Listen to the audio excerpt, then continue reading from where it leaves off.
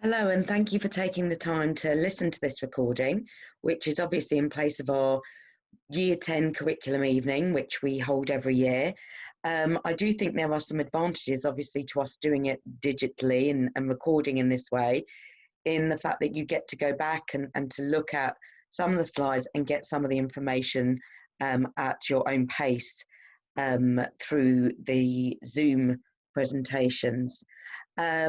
Introducing myself, my name is Miss Conway. I'm the subject leader for English, and I would like to talk you through some of the features of the English language and the English literature GCSEs. So you've got that awareness of what your child will be learning, and also how best you can support them on this crucial journey. Starting off with our motto in the English department, which is instilling a love of language, literature, and learning. We really want your children to come into our English GCSE lessons really enjoying what they do, knowing that they're being well supported by staff with great expertise, that the content, whilst it's challenging and rigorous, also is accessible, and that they get to learn in a variety of different ways. I want to talk you through a little bit more about what that will look like. So thank you for taking the time to listen to this.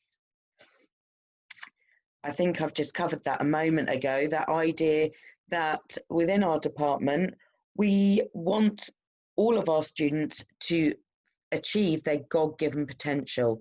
We want to inspire our students to achieve and push beyond their targets and see what they are capable of. And we aim to help them on that journey through a range of supportive methods that we've put in place. Now, as I'm sure you're aware, more than ever, every lesson counts. This is a slide that we have shared with the students. That idea that whilst we're living in relatively uncertain times at the moment, what we need to be able to do is ensure that they're making the most of every lesson in college. And whether or not we go down the line, if we do have to have some remote learning, that's something that the students are aware of, that they can access, and they know that they're being given good quality there.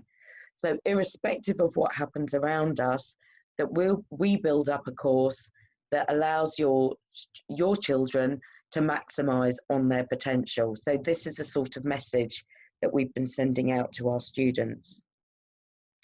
Now, some of the information that you're going to see on these slides have all been shared with the children, and you should find them in your children's exercise books. I should say that there are two separate GCSEs, and they should have two separate GCSE exercise books. They are completely distinct and separate GCSEs, and we teach them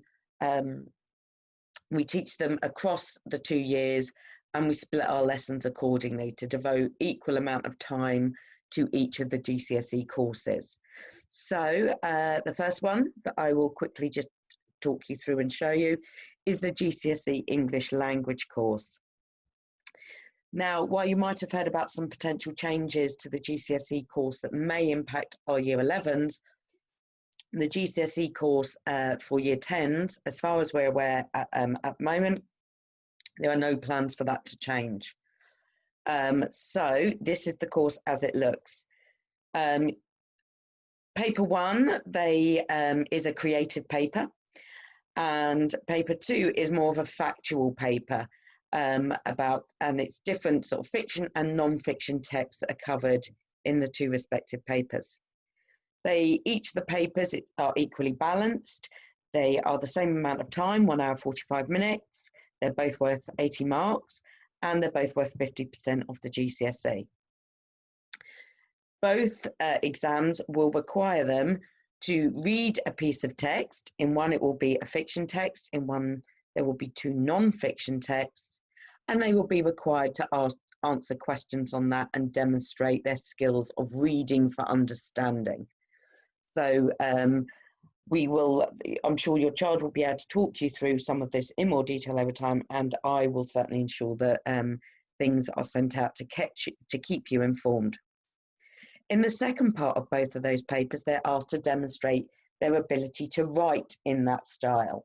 So in the fiction, the creative paper here, they will be asked to produce a piece of descriptive or narrative writing. And in the more factual paper, they will be asked to write to present a viewpoint, to argue or persuade a particular point. There is a spoken language element, which currently is not happening due to sort of COVID restrictions, etc. So it's not happening for the year 11s. And we will come back to that potentially at a later stage. It is not worth any marks in terms of waiting for their GCSE, but it is a feature that's been required in the past for them to demonstrate their ability to not only be able to read and write fluently, but also to be able to speak fluently, which is essentially what this course is a guidance of for employers, future employers, that ability to read, write and speak in an effective way. The literature course, just to go through very quickly, again has two papers. One of them has is the more traditional paper, what I call the traditional paper, which is Shakespeare and the 19th century novel. And it's got obviously two components there. It's worth 40% of the GCSE. The other paper is the more modern paper, and that has a modern play or text in there, some poetry and some unseen poetry. The literature set texts for the modern paper, it is an inspector course, and I'll talk to you about that a bit more in a moment. For the poetry aspect, there is a power and conflict poetry anthology, which again I will go through in a moment. And for the more traditional 19th century and Shakespeare paper, the Shakespeare play we study is Romeo and Juliet, and the other text that they study there, the 19th century novel, is the case of Jekyll and Hyde. So, as your child starts a new unit, whatever that unit happens to be, they should be given a sheet like this that goes into the front of their books, just telling you, reminding you of where that topic fits in to the exam. Some of the assessments, sometimes some helpful websites, but also some suggestions for wider reading. So one of the homeworks they will get as they start a topic is, as an extra part to a homework, is just to get a signature on there from yourself to say that you've seen that and you recognise that that information has been sent out. Now, what will your child study this year? Excuse me, sorry.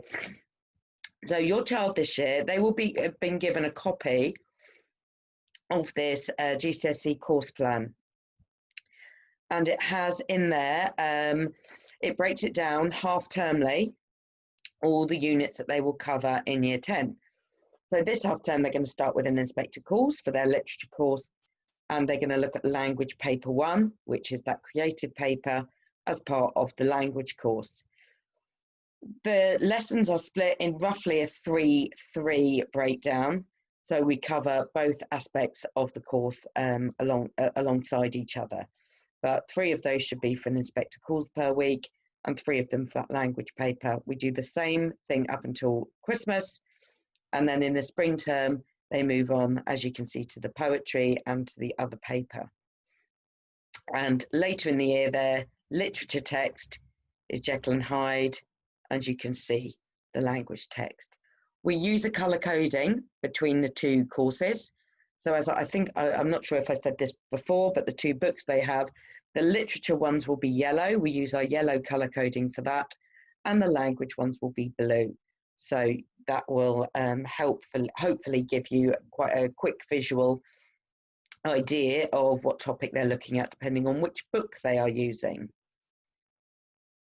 Now, where do you want to be, or where do the students want to be? We know that there are challenges with the GCSE, this new GCSE course. There is increased demand on our pupils. The course content, there is a great deal to that. And the grading, there are increased grade options now. We obviously don't operate any longer an A-star to G grade. Instead, we have grades 9 down to 1 or unclassified. So there is an increase there in the grading. 70% of the course, or both courses, are covered in year 10. So this is a really crucial year. These exams are all closed texts, which means whilst for some questions they'll be given snippets or extracts from the texts, they will not be able to carry their own copies of text in with them. So it involves a great deal of memorizing quotes, memorizing key information. So there are challenges there. The texts are also, when we compare it to previous texts historically, they're more challenging and rigorous.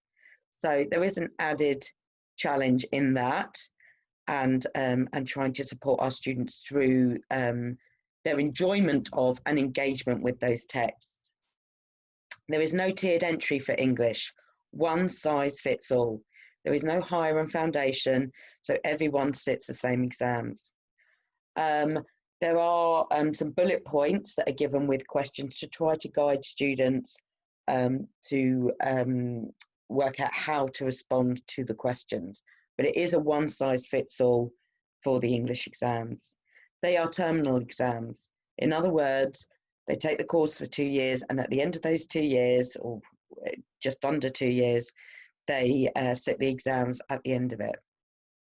Again, there are some benefits to that, because it allows students the time to mature, develop, digest texts at a gradual pace. It also really suits students who are particularly well organised or very focused, because we say about starting revision right from the start of the course. Gradually, as you're doing a topic, just developing little and often little revision notes to go alongside. There is an unseen poetry comparison in the exams.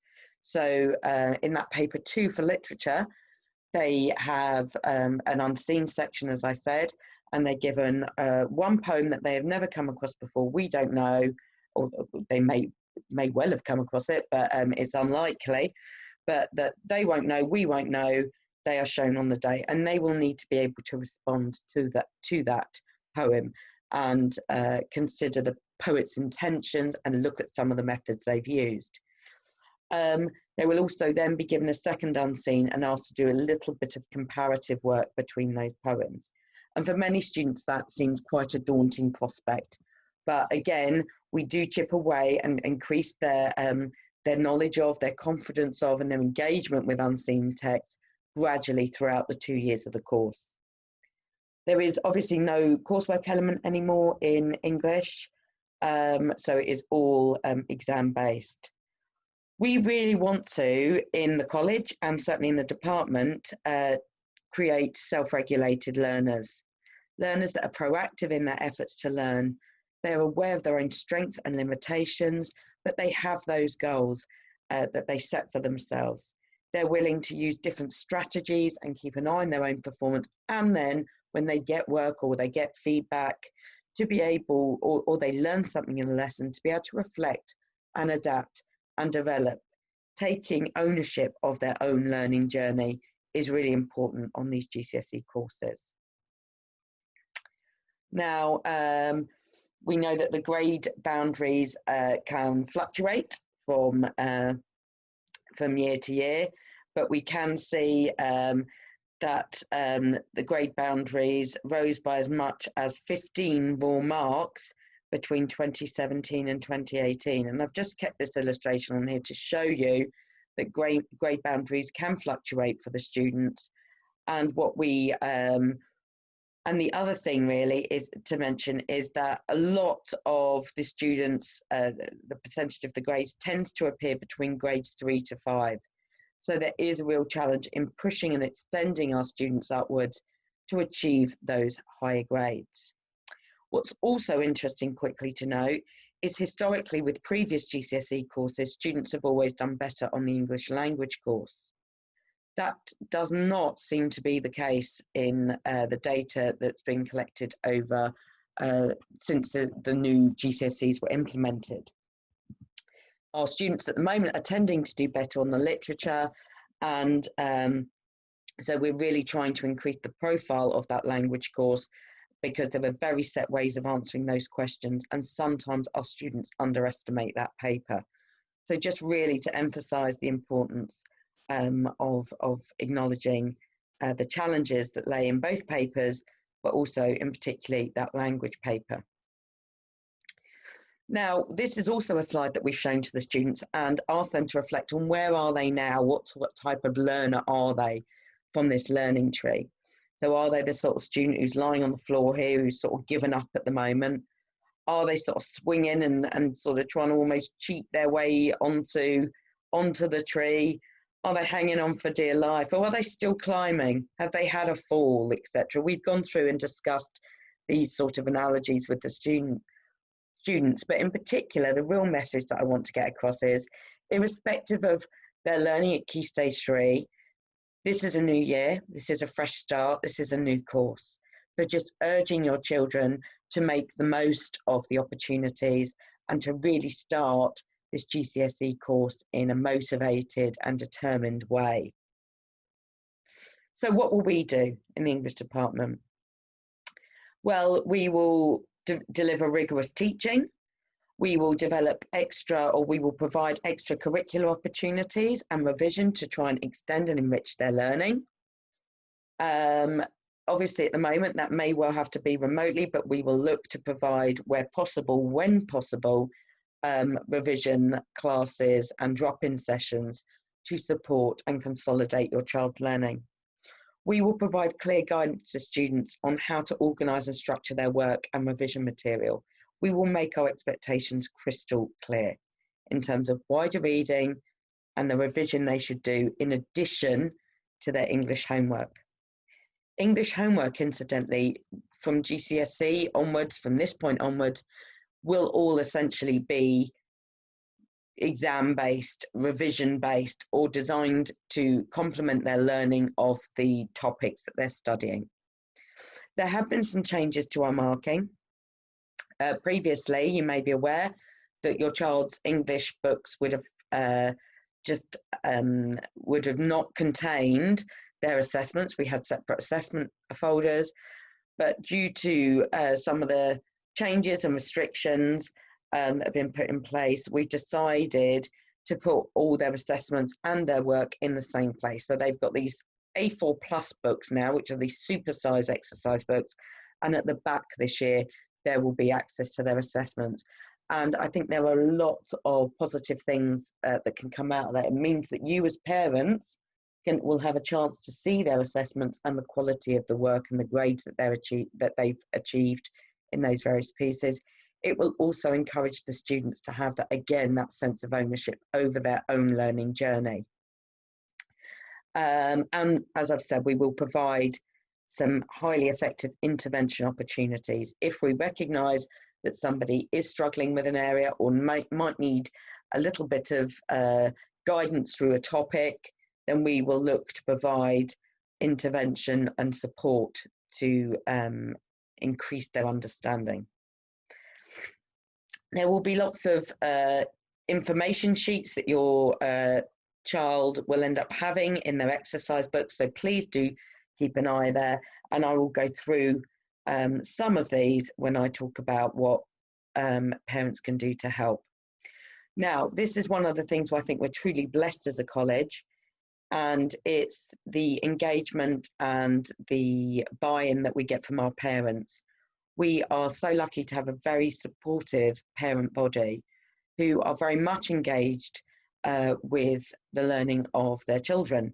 So thank you in advance for all the support and that you've, well, not necessarily in advance for all the support you've offered previously, and certainly in advance of your child embarking on their GCSEs. And really, I want us to maintain that supportive network. The impact that parents have on their child's learning outcomes, on their achievements at GCSE, cannot be measured. It is crucial. We will do everything at our end to support your child with their learning. We will ask that they do everything possible from their end and invest in their own futures. And we thank you in advance for all the investments that you make in your children's educations. Now, we ask that you, as an English department, so we've got 10 suggestions here. We know often our parents are saying, look, I want to do something to help. How can I support this? And it's difficult to sometimes tangibly know what it is that you can do. So we've put these 10 suggestions together. Support your child, firstly, if you can, in sourcing and purchasing the set texts. I will show you what the set texts are, and the details are on the next slide. We really ask our students, we really think it's important that our students, where possible, have their own copies of the text. If there is a reason that is preventing or making it difficult for you to do that, please do make contact privately with your child's English teacher, and we can arrange to do something to support with that. But we really do want each child to have their own text, particularly in these sort of COVID days. We need students to be able to annotate text, to highlight bits, and of course that isn't possible if they don't have their own copy. At home, if you can, facilitate a space or a time that allows your child to revise. So if you have the luxury of that space where a child can sit and work quietly, it would be brilliant if you could establish those routines with them early on. Regularly check your child's book and Google Classroom. We are having to quarantine books this year when we collect them in. So please do expect to find a great deal of the feedback from your child's teachers on Google Classroom, and be aware that when we do give feedback, it may be sort of stuck in a sort of printed form, or so please do have a look out for that, and be aware that when we do collect books in, we're having to quarantine them. But it's a good thing to do anyway, just going through your child's book with them. You get a sense of where they're at and what they're doing and the effort they're investing, because you are the experts on your own children. And just sort of jumping further on to that, if you recognise there is an issue or you have a concern, if I jump to number 8, develop a clear dialogue where necessary, or where you need to or want to, with your child's teacher. It's a very powerful thing when students know that home and school are talking and communicating, where we're able to support each other, and hopefully along with the student, we are all aiming to push towards that same collective goal at the end. Help them to organise revision folders for their wider reading and revision notes at home, one for literature and one for language. So anything they're doing outside of the lessons, outside of the homeworks, that they're starting to gradually chip away and create little revision sheets. They will be given, if I just scan back, I'm hoping I've got one on here. I don't, but they will be given revision checklists, a list for each topic of all the things they will need to know about and have revision notes on by the end. So it's quite useful to use that as a checklist, a tick list, and going through that with helping your child to go through that and see what they will need to do gradually over time. Supporting our expectations, I've already touched upon that, I know, but just in terms of wider reading, in terms of their behaviour, we, as I've said, it is a collective goal. We all want to work together. We're all wanting the best outcome for your children and for them to enjoy their time in the classroom. So it really helps if we're all working on the same team and making those expectations really clear. It sounds basic and an obvious, but ensuring that they are in school and equipped for learning. That is, of course, where possible at the moment. All of our lessons should be published on Google Classroom at the moment. So if you do have a child that's self-isolating, or you find that you are needing to self-isolate, lesson content should be uploaded on there at the end of each school day, to help to ensure that your child doesn't miss any crucial stuff. We need students in school, of course, where possible, but if that isn't, we want to make sure there is clear provision there for them. Encourage down the line their attendance at support revision classes and interventions. I mean, it's always quite disheartening when you're having to go and try and round children up for these. And you're saying, come on, come on. And so if you could be aware, we will communicate when those revision classes and interventions start.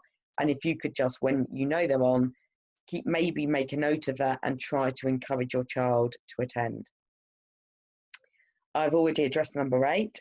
So number 9, be aware of the revision websites and sources that can help your child. I'll come on to some of those on a slide very quickly that's just coming up. But even extra things like, are there any performances of a text that are going on? That's obviously slightly challenging at the moment, but I'm aware that a lot of theatres are doing obviously online content and have opened that up, or certainly they did during the lockdown period. But just going on and looking at the Royal Shakespeare Company website, for example, and seeing what do they have on for Romeo and Juliet, and the Globe Theatre were releasing videos via YouTube.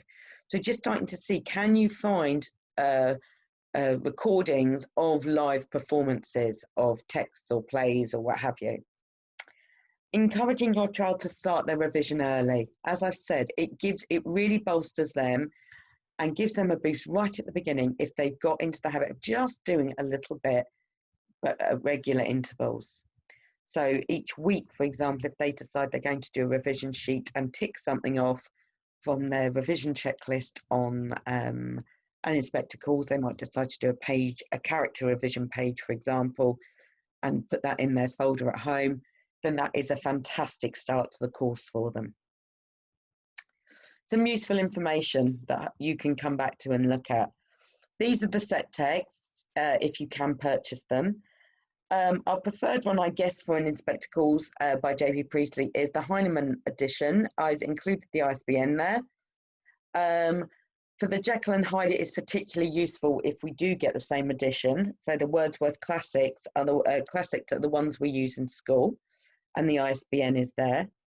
The Power and Conflict anthology, you don't need to worry about. That's supplied by the exam board, and we order that at the college, and your child will be given a collection of those poems. We just ask that they keep them safe, because obviously they invest a great deal of time and effort writing notes, and it's always a bit of a nightmare down the line if they turn around and say, oops, I've lost that now, miss. So we really do need to protect these texts when we have them. And finally, Romeo and Juliet by William Shakespeare. Now, any edition, it doesn't matter for this one as such, because unlike Jekyll and Hyde, we don't rely upon it for the page numbers and following on in class, etc., because obviously the acts and scenes and the line references we can use for Shakespeare. So any edition, don't mind, doesn't matter if it's first hand, second hand, but if you're looking for a particular type of recommendation, Cambridge School Shakespeares are normally very clear and straightforward and have some nice explanations. If you're really wanting a sort of challenging or more sophisticated in terms of analysis version of Shakespeare, when students get to A level, we usually recommend that they buy the Arden edition, which is ARDEN, the Arden Shakespeare editions. But it is entirely up to you. Useful sources for wider reading. As I said, sometimes we can be at a bit of a loss. You can say, all right, I need you to go and do your revision as a parent. And they say, well, I don't know, what do you want? Where do I go? Where do I start? So these resources should all be things that the students are aware of. And it's just helping to ensure that you're aware of them as well. So you've got a clear place where you can direct your child if they're feeling a little bit lost and lacking in direction. So there are a number of videos, very good videos on a YouTube channel by Mr. Bruff. So a number of the students will already be familiar with this, but please do check them out yourself. And he's got lots and lots of content there. Some of them sort of 5-minute snapshot videos, others lengthier and providing more in-depth analysis. And that is across the English language and the English literature topics. I think he's pretty much covered them all. So some good stuff there. GCSE Pod, which also has some really, really good testing facilities for the student. It's got some good revision content in there, little videos, some good, it's a good place to find notes. BBC Bite Size website, is also quite useful. It's got some revision notes and tests on there. AQA's website, a lot of people forget that. I should have said earlier, hopefully you noticed on the slides that the exam board, we use our AQA. And if you go on their website and Google English language AQA or AQA English language papers, it will take you to their website, and you can access past papers there, and you can access some resources so that you and your child can get a feel for what those exams look like.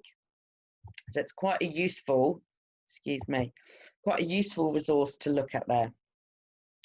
We also have something called Seneca Learning that can be useful in helping students to revise and remember some of the quotes from texts. We provide we have available as a department, English department revision guides on the college website.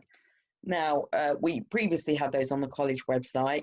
What I am planning to do is when students start a new topic, is to get the revision booklet that I've created and the team have created, send a copy of that via parent mail to yourselves, or put a copy of that on Google Classroom, and then ask students if they wish to, they can print that out or access those materials.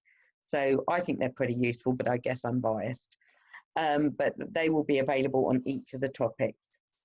Also, we do set up Google Classrooms down the line, specifically aimed, aside from their classes with their regular English teachers, which are aimed at providing a clear one-stop shop, if you like, for all the English language revision and all the English literature revision. So there will be things on that. So I've got there about setting the standard. I hope that you have found some of this useful. I hope that there are some practical things that you feel you can do, and thank you in advance for all the support you've given in the past, and that I'm sure you will continue to give in the future. Thank you very much.